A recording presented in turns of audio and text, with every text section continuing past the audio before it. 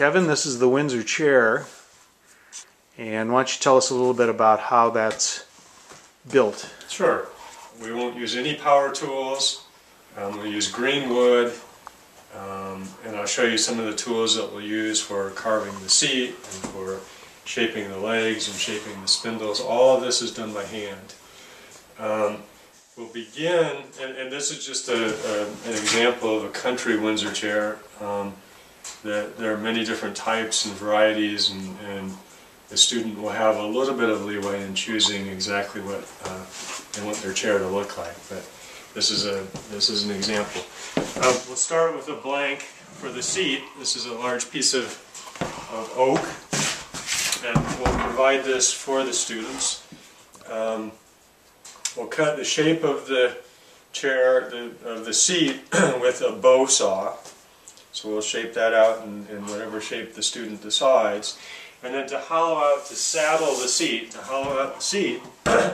we'll use a variety of different tools. We'll start the major work with a curved adze. We've got several different kinds. Have little bowl adze that we can use for the finer detail. And we'll start it by, I'll just show you quickly here. We'll put it down and we'll start shaping our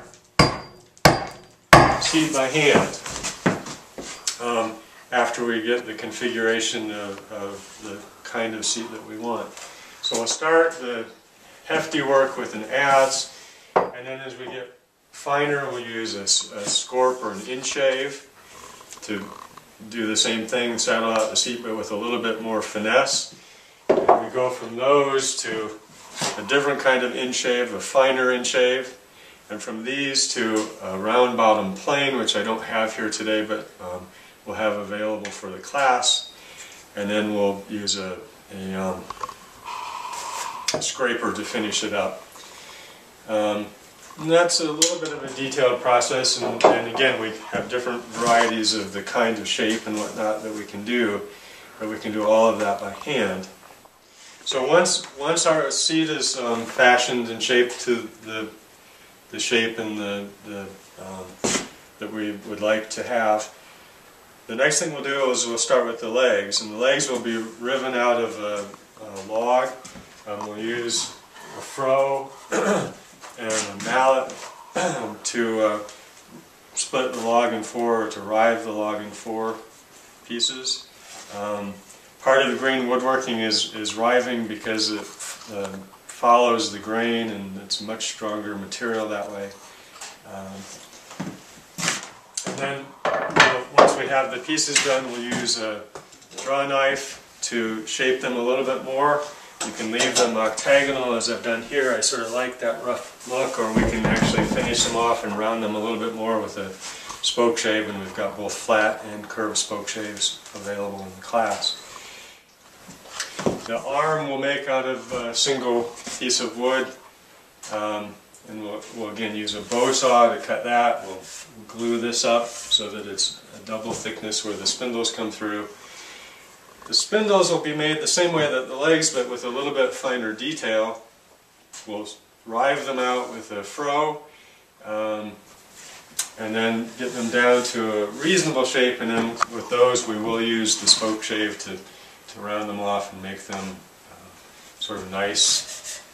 You notice they're not all perfectly round, and again I like that look of being a little bit rough, but you can be as fine and as detailed as you'd like. We'll make the seat out of oak probably. The legs we'll probably use ash or maple, but we can also use oak for those. The spindles we'll probably use ash or maple for those. In addition to building the chair, throughout the week there will be lectures about tools and tool use. There will be lectures about history of Windsor chairs and related green woodworking projects. But the schedule for the chair will pretty much be that it'll take us about a day to shape and cut out our seat. It'll take probably half a day to make the arms and get those glued up and shape that nicely, and half a day to make the legs. Probably take us, believe it or not, a full day to shape the spindles. Those take a little bit of time, and sometimes we'll get right down to the point where we like it and it'll snap and we'll have to start over again. We'll have to make the crest here. And then it'll take us at least a day to put these together. There are a lot of little tricks about the angles for the legs and how we fashion the way the legs go into the seat, and how we fashion the way the spindles come through the arm and rest and so on. So it'll take us most of the week just to get the chair done. So we'll have a fun week, we'll have a busy week, and at the end of the week everyone will take home a nice Windsor chair.